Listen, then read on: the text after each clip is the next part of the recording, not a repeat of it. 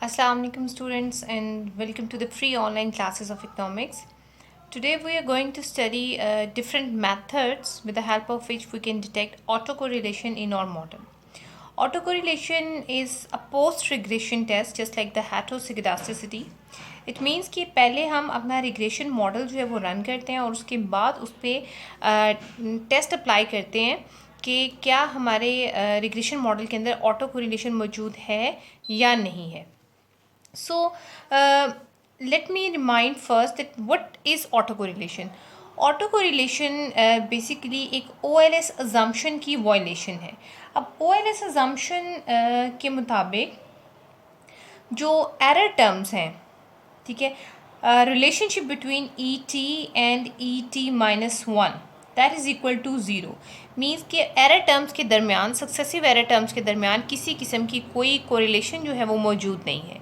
अगर ये assumption violet हो जाए और एरर टर्म्स के दरमियान रिलेशनशिप डेवलप हो जाए तो that is the condition of presence of auto correlation. ठीक है, अगर ये अजम्पशन वायलेट होती है तो आपके मॉडल के अंदर एक प्रॉब्लम जो है वो जनरेट होता है and that problem is called auto correlation.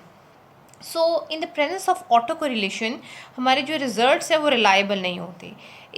इसलिए हमें सबसे पहले ऑटो कोरिलेशन को डिटेक्ट करना है अपने मॉडल के अंदर.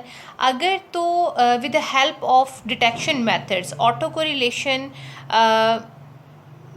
जो है वो नहीं होती तो आप जो है अपने रिज़ल्ट्स को चेंज नहीं करेंगे. आप उन्हीं रिज़ल्ट्स की बेसिस पे कोई थ्योरी जो है वो प्रेजेंट कर सकते हैं, जनरेट कर सकते हैं. लेकिन अगर आपके मॉडल के अंदर जो रिज़ल्ट्स आए हैं उनकी बेसिस पर आप एच नॉट को रिजेक्ट कर देते हैं, दैट इज़ एच नॉट. ठीक है, that condition is H not. अगर आप एच नॉट को रिजेक्ट कर देते हैं it means that your model has the problem of auto correlation. या आप ये कहें ऑटो कोरिलेशन तब क्रिएट होती है किसी भी मॉडल के अंदर जब आप किसी एक टाइम पीरियड के एरर टर्म से या किसी एक टाइम पीरियड का एरर टर्म जो है वो किसी दूसरे टाइम पीरियड के एरर टर्म को प्रिडिक्ट करने में हेल्प करता है. ठीक है, उसकी प्रिडिक्शन में हेल्प करता है. सो that is the problem which is called autocorrelation. Now we are going to study the different methods with the help of which we can detect the autocorrelation. So basically we have 6 methods. First we will go through graphical approach.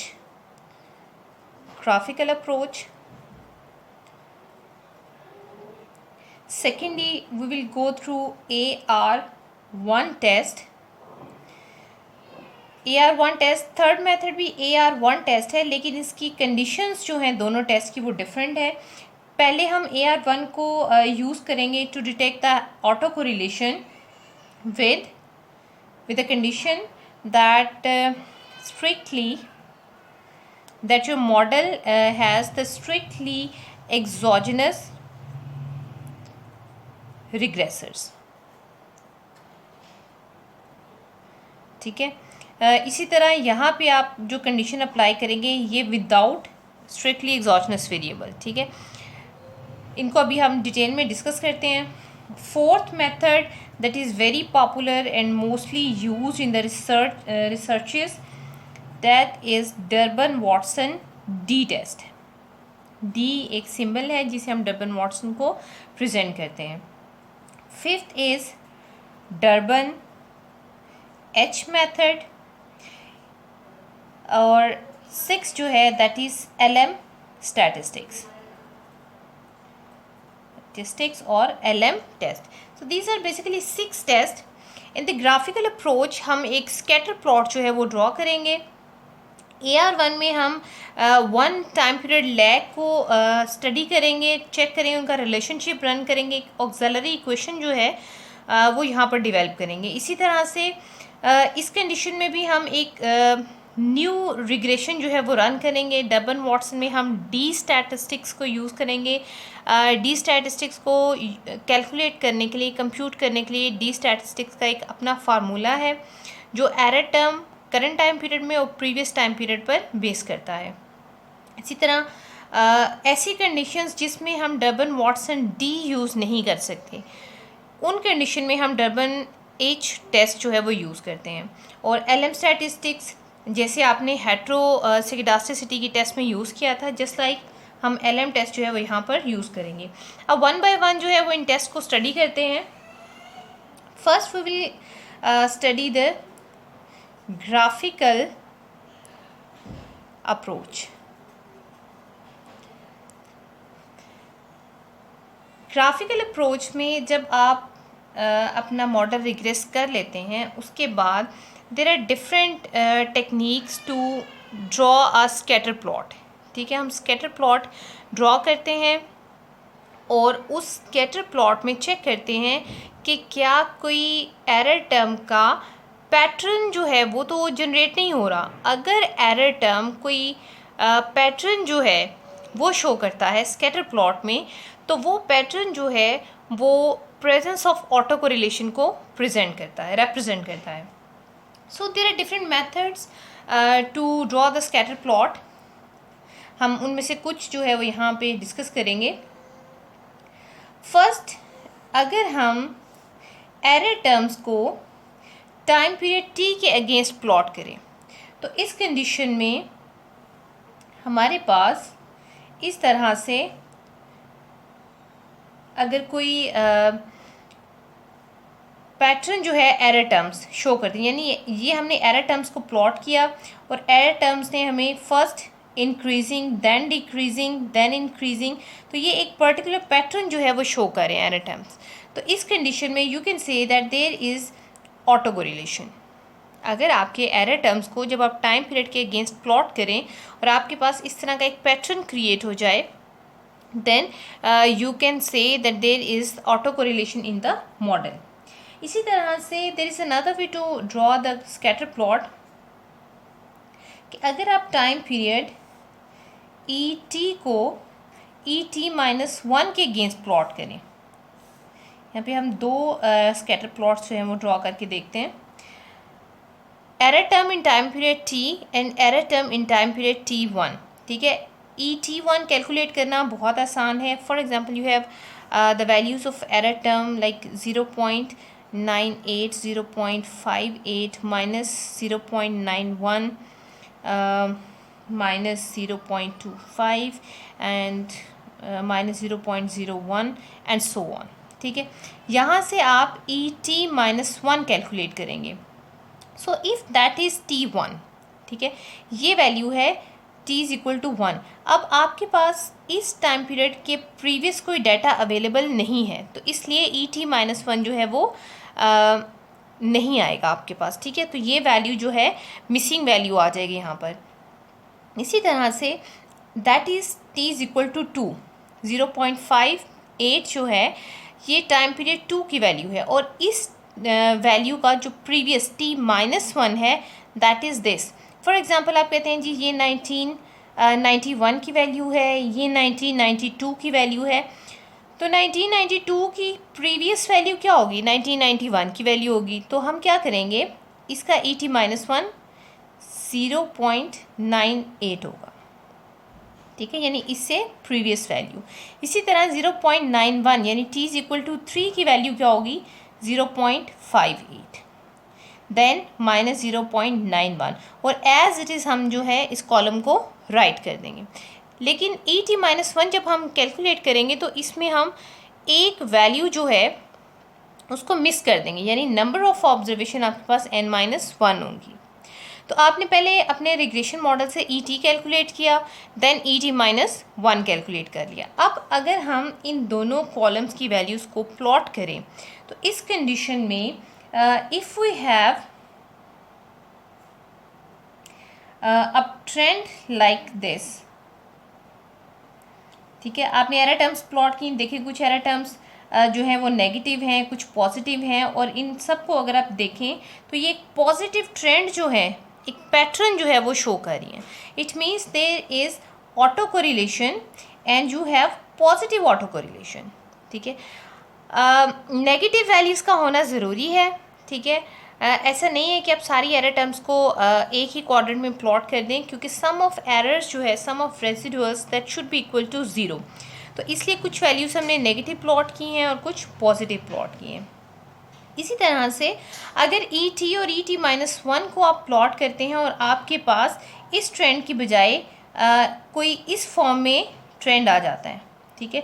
अब देखिए यहाँ पे clear negative pattern जो है वो show हो रहा है। सो इस कंडीशन में you have auto correlation, but in this case you have negative auto correlation. So graphical approach से हमने ये देख लिया कि either it has a positive auto correlation और it has a negative auto correlation. Similarly there is another way to make a scatter plot. आपके पास एक रिग्रेशन मॉडल है y is equal to a plus B x plus error term, ठीक है। आपने इस regression model को estimate किया और यहाँ से एरर टर्म्स जो है वो कंप्यूट कर ली। एरर टर्म कंप्यूट करने के बाद जो आपके मॉडल है, ठीक है, आपकी जो रिग्रेशन लाइन है आपने उसको प्लॉट कर लिया। We have a straight line regression curve because हमारा जो रिग्रेशन मॉडल है दैट इज़ लीनियर, ठीक है। आप देखिए ये लीनियर रिग्रेशन मॉडल है, इसलिए जो हमने रिग्रेशन लाइन ड्रॉ की है that is also linear curve और ये बिल्कुल स्मूथ स्ट्रेट लाइन कर्व है। अब रिग्रेशन लाइन को प्लॉट करने के बाद अगर आप एरर टर्म्स को प्लॉट करें और एरर टर्म्स जो हैं वो इस तरह से प्लॉट करने के बाद ये वैल्यूज़ आ जाती हैं एरर टर्म की, ठीक है। तो अब देखें यहाँ पर एक क्लियर पैटर्न जो है वो एरर टर्म्स शो कर रही हैं, पहले increasing then decreasing then increasing, एक साइक्लिकल पैटर्न जो है वो यहाँ पे हमें नज़र आ रहा है, यानी just like the trade cycles ये पैटर्न मौजूद है एरर टर्म्स में, ठीक है। तो it means that there is auto correlation, ठीक है। So by using the different scatter plots you can find out, you can detect that your model has the auto correlation problem और not. Next हम ये देखेंगे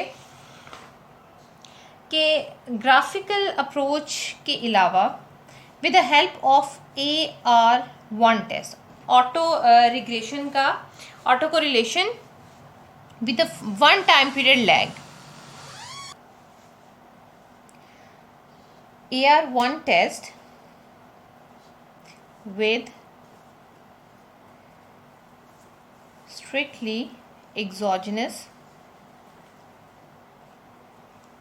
regressors।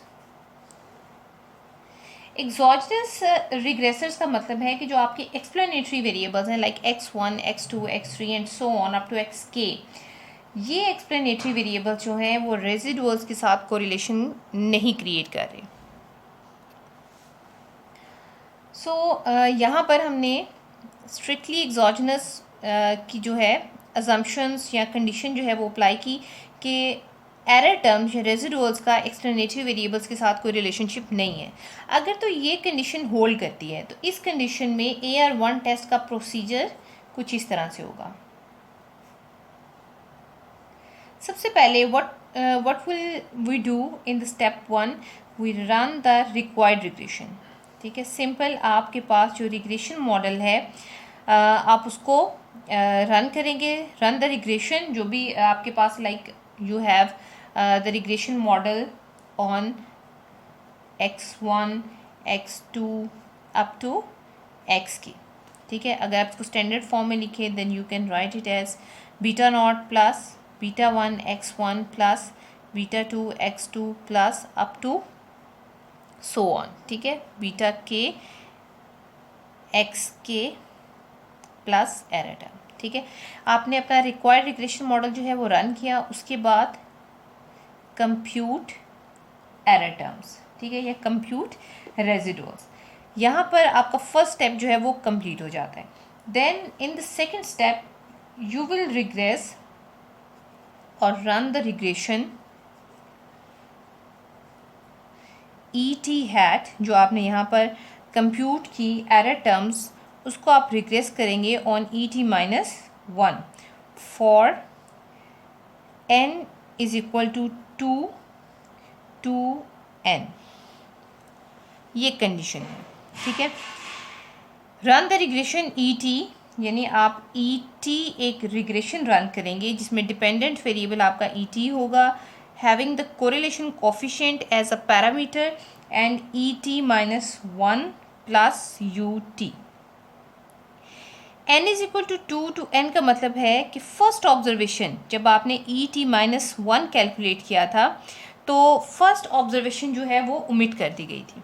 ठीक है, तो हम n को 2 से स्टार्ट करेंगे। यहाँ देखें कि फर्स्ट ऑब्जर्वेशन जो है that is omitted from the ET-1 column.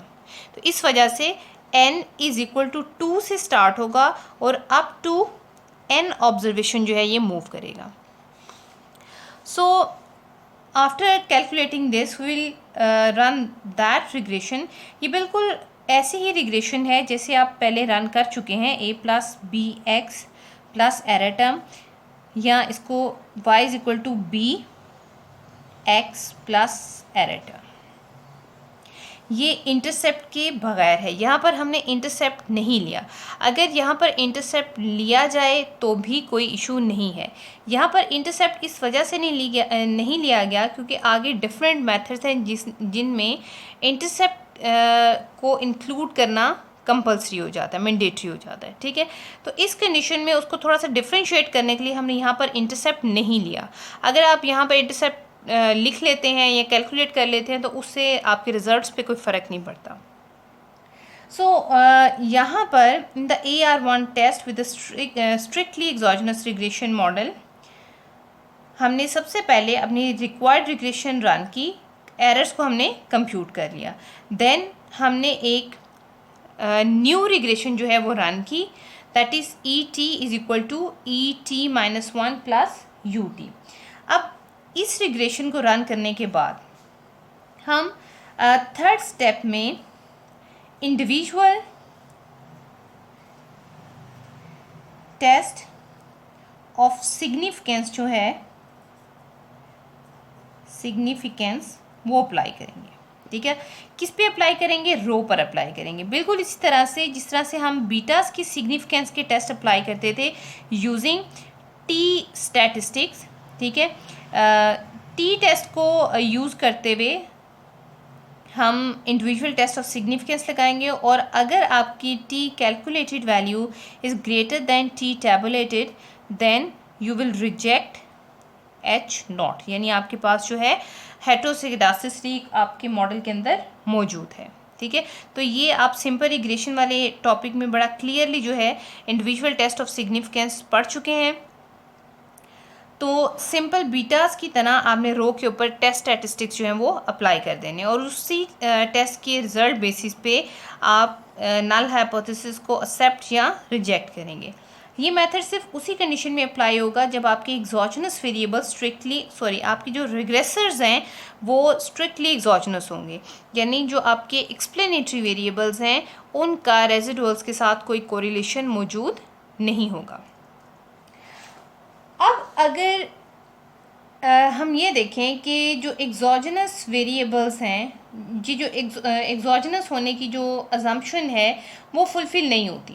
ठीक है, यानी we suspect that explanatory variables may be correlated to the residuals. ठीक है, कि जो एक्सप्लेनेटरी वेरिएबल्स हैं लाइक x1 x2 x3 उनका रेजिडुअल्स के साथ कोई ना कोई रिलेशनशिप जो है वो मौजूद है।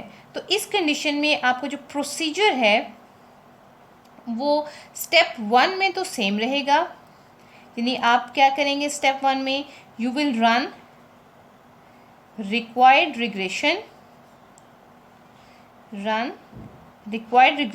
And compute error terms. You have y on x1 x2 up to xk। ठीक है, ये आपकी रिग्रेशन लाइन है जिसको आपने कंप्यूट कर लिया, रिग्रेस किया और उसके बाद आपने एरर टर्म्स जो हैं वो कंप्यूट किए। सेकंड स्टेप जो है वो थोड़ा सा डिफरेंट है प्रीवियस टेस्ट से। यहाँ पे जो हम रिग्रेशन रन करेंगे that is ET is equal to beta naught plus beta 1 x1 plus beta 2 x2 plus up to beta k xk plus rho ET-1 plus UT. UT is basically the white noise. White noise means error term which has the properties of OLS. अच्छा, यहाँ पे difference क्या था कि previously हमने जो regression run की थी that is e t is equal to rho E T minus one plus you t, लेकिन वहाँ पर हमने कहा था कि जो एक्सप्लेनेटरी वेरिएबल्स हैं x1 x2 up to xk, इनका एरर टर्म्स के साथ कोई रिलेशनशिप मौजूद नहीं है। लेकिन यहाँ पर हम उस अजम्पशन को रिलैक्स करते हैं, इसलिए अब हम हर एक्सप्लेनेटरी वेरिएबल को चेक करेंगे कि क्या इनका कोई रिलेशनशिप है या नहीं है। तो इस कंडीशन में you have a number of parameters. For example आपकी जो स्टैंडर्ड इक्वेशन है that is equal to beta naught plus beta one x one plus beta two x two plus rho plus e t. ठीक है, ये आपका basic regression model है। तो यहाँ पर जो आपके पास ई टी की इक्वेशन बनेगी that is beta naught plus beta one x one plus beta two x two plus row E T minus one plus U T.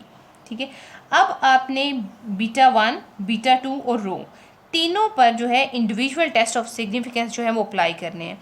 अगर बीटा वन पर टेस्ट अप्लाई करने से आपके जो रिजल्ट्स हैं उनकी बेसिस पर आप एच नॉट को रिजेक्ट नहीं कर सकते। तो इसका मतलब है कि एक्स वन की एरर टर्म के साथ कोई कोरिलेशन मौजूद नहीं है। लेकिन अगर आप लाइक बीटा टू इसके जो इंडिविजुअल टेस्ट ऑफ सिग्निफिकेंस है उसके रिजल्ट्स की बेस पे आप एच नॉट को अगर रिजेक्ट कर देंगे, it means that x two has the relationship with the error term. तो जब आपने एरर टर्म का रिलेशनशिप फाइंड आउट कर लिया, यानी ऑटो कोरिलेशन आपके मॉडल में मौजूद है, तो इसके बाद you have to resolve the problem. There are certain remedial measures जो हम अपने नेक्स्ट लेक्चर में जो है वो स्टडी करेंगे। सो ये एक स्लाइटर सा डिफरेंस था AR1 में विद स्ट्रिक्टली एक्सोजनस वेरिएबल और without strictly exogenous variable. So that's the third method. उसके बाद we have the very important method which is very common and which is very popular, और मेरे ख्याल से ये सबसे ज़्यादा बेस्ट रिज़ल्ट जो है वो आपको प्रोवाइड करता है, डर्बन वॉटसन डी टेस्ट। अब डर्बन वॉटसन टेस्ट जो है no doubt it's very popular and very common because we are considering the time series data. तो इस कंडीशन में डर्बन वॉटसन स्टैटिस्टिक्स जो है वो हर टेस्ट के ऊपर अप्लाई नहीं की जा सकती। ठीक है, डर्बन वॉटसन डी स्टैटिस्टिक्स के लिए आपको सर्टेन कंडीशंस का होना जो है वो ज़रूरी है। It means there should be certain conditions. अब पहली जो कंडीशन है, it has no lagged dependent variable. ठीक है, इसमें कोई लैग्ड वेरिएबल यानी आपका जो रिग्रेशन मॉडल है उसमें कोई लैग्ड वेरिएबल शामिल नहीं होना चाहिए। फॉर एग्जांपल अगर आपको याद हो प्रीवियस लेक्चर में we have studied about the cobweb phenomenon. अब कॉब-वेब फिनोमेनन क्या था कि quantity supply is a function of PT-1 यानी प्रीवियस ईयर प्राइसेस। ठीक है, कि एग्रीकल्चर सेक्टर में कि जो फार्मर्स होते हैं वो जब कोई कल्टीवेशन डिसीजन लेते हैं तो वो करंट प्राइसेस पर डिसीजन नहीं लेते। ठीक है, वो ये देखते हैं कि पिछले साल इस फसल की इतनी ज़्यादा कीमतें थी और इसकी कम थी, तो पिछले साल की प्राइसेस पर उनका करंट क्वांटिटी सप्लाई डिपेंड कर रहा होता है। ठीक है, तो अब देखें कि राइट हैंड साइड पे you have a lagged variable. तो अगर आपके राइट हैंड साइड पे कोई भी लैग्ड वेरिएबल है, या हो सकता है आप ये भी कह सकते हैं कि प्रीवियस ईयर प्राइसेस के साथ साथ उसकी जो प्रीवियस ईयर की सप्लाई है QST-1 इस पर भी बेस कर रहा है। तो अब देखें आपके पास दो लैग वेरिएबल हैं, एक लैग वेरिएबल प्राइसेस का है और एक डिपेंडेंट वेरिएबल का अपना लैग पीरियड है, लैग वेरिएबल है। तो अगर राइट हैंड साइड पे आपके पास कोई लैग वेरिएबल आ जाता है तो इस कंडीशन में डर्बन वॉटसन टेस्ट अप्लाई नहीं किया जा सकता। इसकी दूसरी कंडीशन है कि it is not good when regressors are not exogenous. ठीक है। अगर रिग्रेसर्स जो हैं वो एग्जोजेनस नहीं है तो इस कंडीशन में भी आप डेबन वाटसन अप्लाई नहीं कर सकते। Durbin Watson has certain assumptions to be fulfilled, ठीक है। कुछ ऐसी कंडीशंस हैं, कुछ ऐसी अजम्पशंस हैं जिनका फुलफ़िल होना ज़रूरी है। अगर वो फुलफ़िल होंगी तो आप डेबन वाटसन अप्लाई कर सकते हैं, अदरवाइज़ नहीं। अब फर्स्ट अजम्पशन है कि योर एक्चुअल मॉडल, जो आपके पास बेसिक मॉडल है y on x1 x2 x3, ठीक है, उस मॉडल में इंटरसेप्ट इज कंपल्सरी, ठीक है। इंटरसेप्ट जो है regression model must have the intercept, ठीक है। जो भी आपका रिग्रेशन मॉडल है it must have the intercept. अगर उसका इंटरसेप्ट नहीं है यानी बीटा नॉट की वैल्यू नहीं है उसके अंदर, तो आप फिर भी डेबन वाटसन स्टैटिस्टिक्स जो है वो अप्लाई नहीं कर सकते।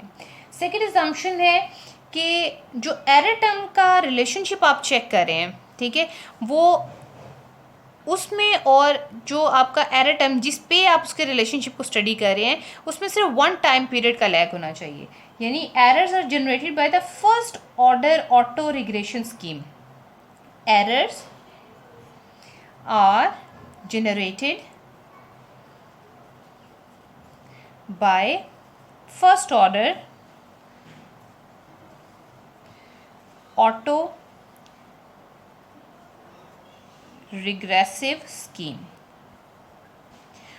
इसका मतलब है कि जो रिलेशनशिप है that is E T is equal to rho E T minus one plus U T.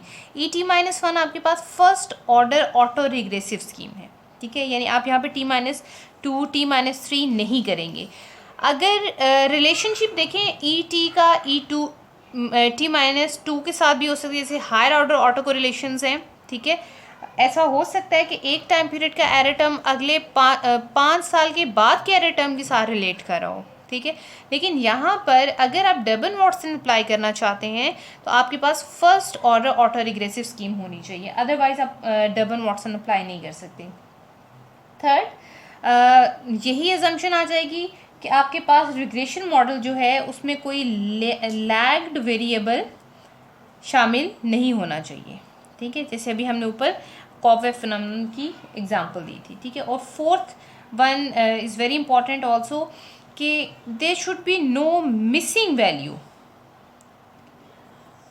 अक्सर ऐसा होता है कि हम जब डाटा ले रहे होते हैं डिफरेंट सर्विस से ले रहे होते हैं, या हम डिफरेंट जो आपके डाटा सोर्सेज होते हैं, वेब्स होती हैं, वहाँ से ले रहे होते हैं, तो वहाँ पे अक्सर वैल्यूज़ जो हैं वो मिसिंग होती हैं। तो इस कंडीशन में if your data has the missing value, तो तब भी आप डेबन वाटसन जो है वो अप्लाई नहीं कर सकते।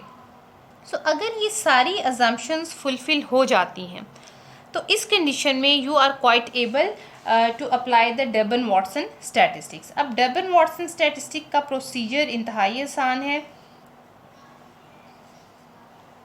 फर्स्ट सेम स्टेप, आपके पास जो नल हाइपोथेसिस है एच नॉट जो है that is rho is equal to zero means there is no auto correlation, and H A rho is not equal to zero means there is auto correlation. So इस condition में what you have to do, आपने सबसे पहले अपना regression model run करना है। Run required regression, mostly questions के अंदर ई टी कैलकुलेटेड वैल्यूज़ दे दी जाती हैं। अगर ई टी की कैलकुलेटेड वैल्यूज़ नहीं दी जाती then you have to run the required regression. वहाँ से आप ई टी को और ई टी माइनस वन को जो है वो कैलकुलेट करेंगे, ठीक है, कंप्यूट कर लेंगे वहाँ से इसको। Then what you will do, आपने टेस्ट स्टैटिस्टिक जो है वो अप्लाई करने हैं, डी टेस्ट। अब डी टेस्ट का एक अपना फार्मूला है, डी स्टैटिस्टिक्स और D calculated is equal to summation T is equal to 2n, ठीक है, E T minus one square, और sum of E T is equal to 1 up to n that is E T का square, ठीक है। यहाँ पे t is equal to 2 मतलब कि आपके पास जब ई टी माइनस वन है तो ऑब्जर्वेशंस भी n माइनस वन हो जाएंगी। तो आप टाइम पीरियड 2 से काउंट करना शुरू करेंगे और n तक आप काउंट करेंगे। n is the total number of observations.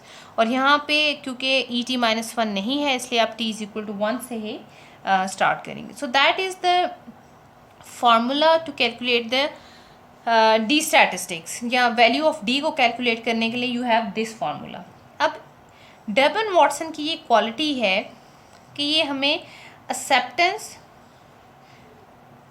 Plus rejection के साथ साथ एक नई चीज़ इंट्रोड्यूस कराता है, वो है इनकन्क्लूसिव रीजन। इनकन्क्लूसिव रीजन क्या है? एक ऐसा रीजन जो टेबल वैल्यू पर बेस करता है और वहाँ पर हम ये कंक्लूजन नहीं दे सकते कि हम H0 को एक्सेप्ट कर रहे हैं या हम H0 को रिजेक्ट कर रहे हैं। यानी हम अपना वहाँ पे क्लियर कट आंसर जो है प्रेजेंस ऑफ ऑटो कोरिलेशन के बारे में या एब्सेंस ऑफ ऑटो कोरिलेशन के बारे में नहीं दे सकते। अब यहाँ पर डी कैलकुलेटेड फाइंड आउट करने के बाद आपको डी टैबुलेटेड के लिए जो है वो वैल्यू उसके टेबल से चेक करनी होती है। वैसे तो डी स्टैटिस्टिक्स का एक अपना टेबल प्रोवाइडेड है, वहाँ से इसको चेक कर सकते हैं, लेकिन हम इसको वैसे कैलकुलेट करने का तरीका भी सिखाएंगे आपको। फॉर एग्ज़ाम्पल ऑटो कोरिलेशन को अगर आप फॉर टेबल वैल्यू और tabulated value we have a formula d is equal to, इस फार्मूले को मैं दोबारा राइट कर रही हूँ, sum of et minus 1 square over sum of et square.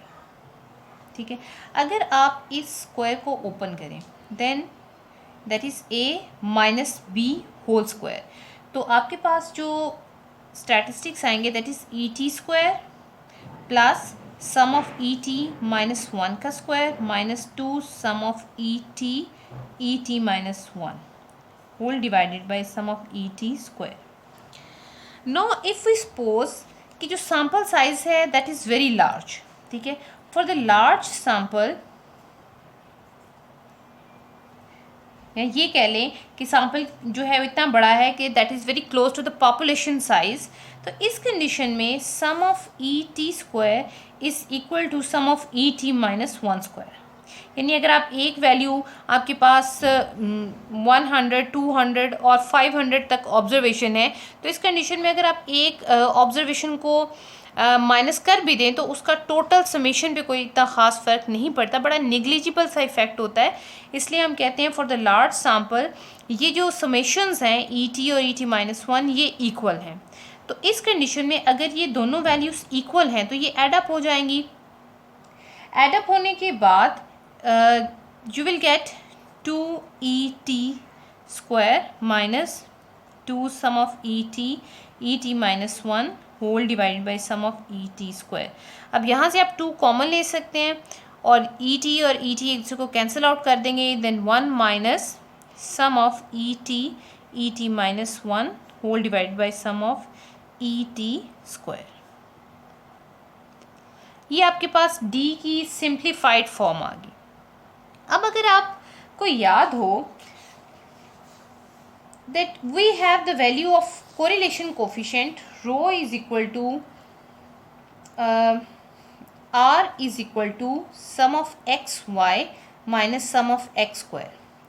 इसी तरह से अगर आप रो को देखें that is et -1 over sum of et square, क्या ये सेम फॉर्म है? सॉल्व करने के बाद हमारे पास यही फॉर्म आ रही है x y over sum of x square. तो इस कंडीशन में हम ये कह सकते हैं कि ये कोरिलेशन कोफिशिएंट के बराबर है। अगर ये कोरिलेशन कोफिशिएंट के बराबर है तो हम अपने ऊपर वाले फार्मूला को इस तरह से राइट कर सकते हैं, d is equal to 1 minus rho. अब यहाँ से हमें पता है कि जो रो की वैल्यू है दैट लाइज बिटवीन -1 to +1।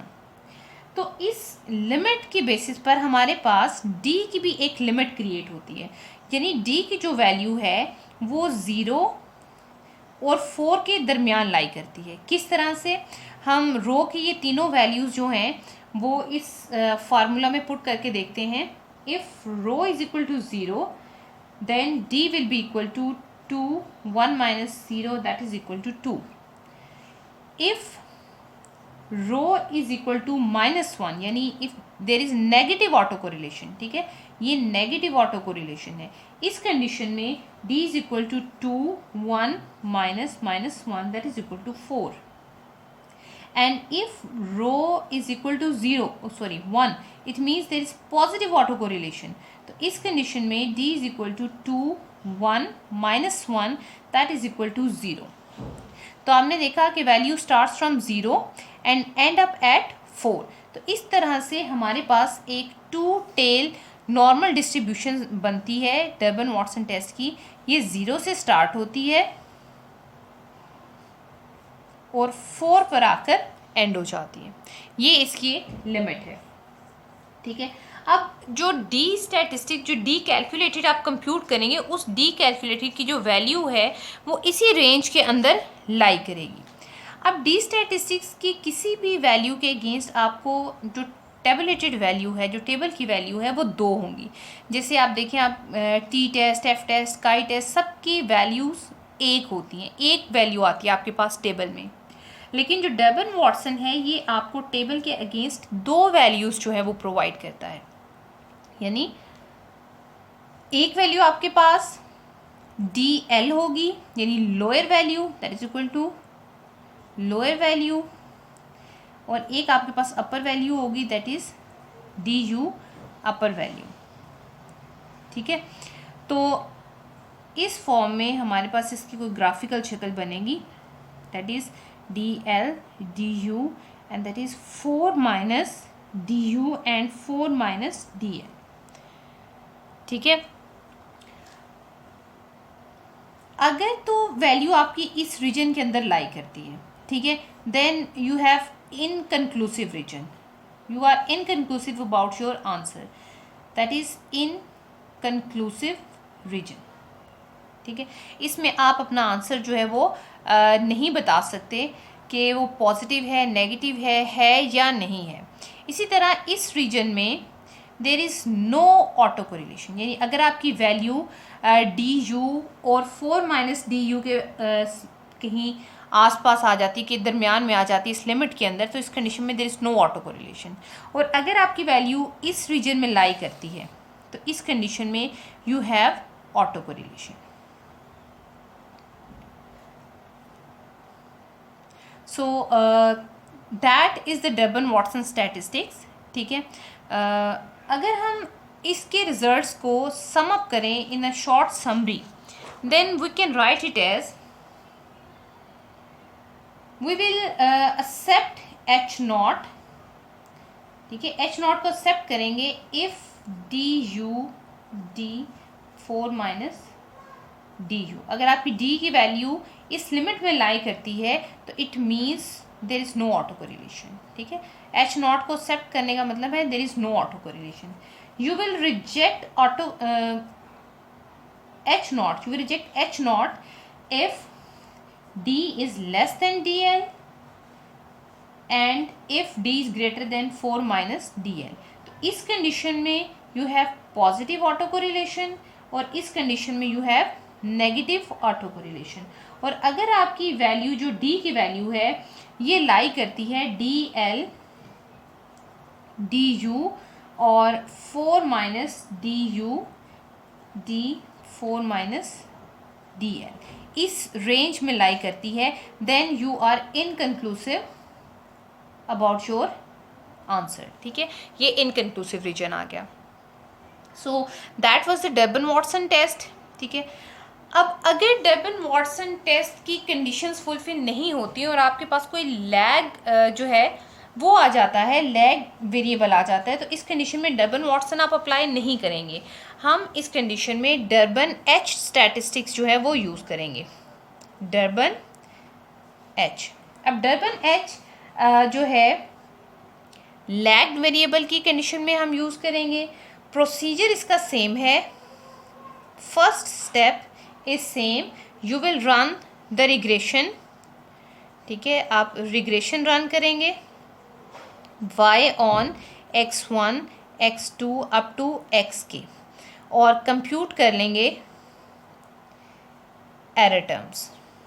ठीक है, उसके बाद सेकेंड स्टेप में you will compute h statistics. अब एच का जिस तरह डी का हमारे पास एक फार्मूला था डबन वाटसन डी स्टैटिस्टिक्स का, बिल्कुल इसी तरह से we have a formula for Durbin H, that is rho estimated rho under root N divided by 1 minus N variance of gamma. ठीक है, यहाँ पे एक चीज़ और ऐड कर लें, बिकॉज वी हैव अज्यूम्ड कि जो एक्सप्लेनेटरी वेरिएबल हैं उसमें एक लैग्ड वेरिएबल भी शामिल है। ठीक है, तो हमने y(t-1) जो है वो यहाँ पे शामिल कर लिया, और इसका जो पैरामीटर है, जो कोफिशिएंट है, दैट इज़ गैमा। तो यहाँ पर हम डिनोमिनेटर में वेरिएंस ऑफ गैमा, वेरिएंस मतलब स्टैंडर्ड एरर का स्क्वायर। ठीक है, तो ये वेरिएंस इसका कैलकुलेट करेंगे, n is the number of observation, और रो जो है ये हम उस फार्मूला से यूज़ कैलकुलेट करेंगे जो अभी हमने किया था, that d is equal to 1 minus rho, और रो की वैल्यू आ जाएगी आपके पास 1 minus d by 2, provided that sample size is very large. अगर सैम्पल साइज बहुत लार्ज है तो इस कंडीशन से आप फार्मूला से आप रो कैलकुलेट कर लेंगे। अगर सैम्पल साइज लार्ज नहीं है तो आप रो को खुद से कंप्यूट करेंगे बाय यूजिंग इट्स फार्मूला। तो इस कंडीशन में आप एच कैलकुलेटेड जो है वो कैलकुलेट कर लेंगे। फॉर द एच टेबुलेटेड यानी टेबल वैल्यू के लिए एच का कोई ख़ास टेबल, जिस तरह बाकी टेस्ट का टेबल है, कोई टेबल मौजूद नहीं है, लेकिन ये देखा गया है कि एच स्टैटिस्टिक्स जो है वो एक नॉर्मल डिस्ट्रीब्यूशन है एच टेस्ट, इसलिए हम हमारे पास जो नॉर्मल डिस्ट्रीब्यूशन का टेबल है वहीं से हम एच की वैल्यू जो है कंप्यूट करते हैं फ्रॉम द टेबल, कंप्यूट नहीं करते, वहाँ पे गिवन वैल्यूज़ होती हैं, तो हम एच की टेबल वैल्यू जो है वहाँ से लेंगे, और उसके बाद हम अपनी कैलकुलेटेड वैल्यू और उस टेबल वैल्यू की कंपैरिजन करते हुए अपना रिज़ल्ट जो है about the presence of auto correlation और एब्सेंस ऑफ ऑटो कोरिलेशन जो है वो देंगे। अब डबल एच के साथ एक प्रॉब्लम है। अब प्रॉब्लम क्या है कि अगर ये जो टर्म है एन वेरिएंस ऑफ गैमा, अगर ये ग्रेटर देन 1 हो जाती है तो इस कंडीशन में जो टर्म आएगी आपके पास डिनोमिनेटर में वो नेगेटिव हो जाएगी। For example that is equal to 3, और आप 1 माइनस 3 करेंगे that will be equal to -2, और -2 का स्क्वायर रूट जो है ये एग्जिस्ट नहीं करता, आप इसको कंप्यूट नहीं कर सकते। So that was the Durbin h test. ठीक है, इसमें हम एच स्टैटिस्टिक्स कंप्यूट करते हैं। लास्ट हमारा जो टेस्ट है that is LM test. LM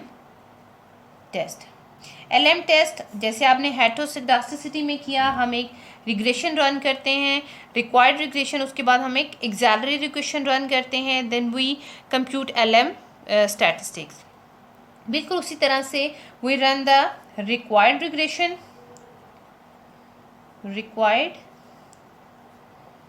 regression that y on x1 x2 up to xk। ठीक है, रिग्रेशन रन करने के बाद we run an auxiliary equation. अब एक्सैलरी इक्वेशन इसमें क्या होगी, जैसे आपने विदाउट स्ट्रिक्टली एक्सोजेनस वेरिएबल की कंडीशन में AR1 अप्लाई किया था, बिल्कुल वही इसकी एक्सैलरी इक्वेशन होगी।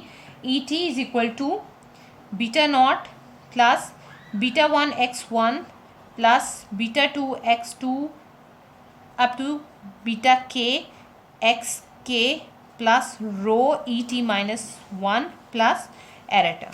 ठीक है, अब यहाँ पर ये स्टैटिस्टिक्स, ये रिग्रेशन रन करने के बाद at the end what will we do, we compute LM statistics, और LM का यहाँ पे फार्मूला n-1 R स्क्वायर होगा। आपको पता है R square is coefficient of determination, और ये इस रिग्रेशन मॉडल से जो है वो रन होगा, और n-1 इसलिए लिया गया है क्योंकि लास्ट आप देखिए हेटेरोस्केडास्टिसिटी में you computed n into R square, लेकिन क्योंकि यहाँ पे हम ET-1 जब कैलकुलेट करते हैं तो एक ऑब्जर्वेशन मिस हो जाती है, या ये कहें कि ख़त्म हो जाती है. That is the reason we take n-1, and that is r square coefficient of determination. और ये दोनों का ताल्लुक आपके इस एक्सेलरी इक्वेशन के साथ है. ठीक है, आर स्क्वायर इस इक्वेशन का होगा, एक्चुअल इक्वेशन का नहीं होगा. और eight the and you will compute your result. ठीक है, कि आप H0 को एक्सेप्ट करेंगे या H0 को रिजेक्ट करेंगे. आप H0 को रिजेक्ट करेंगे if LM calculated is greater than table value. So these are the tests with the help of which, that one is sixth test, sorry. So these are the 6 tests. इसके अलावा और भी काफ़ी test हैं, लेकिन जो most popular most common test हैं auto correlation को डिटेक्ट करने के लिए, वो these are the test. These test are use to detect the auto correlation in your model. So I hope that you understand well. Thank you so much.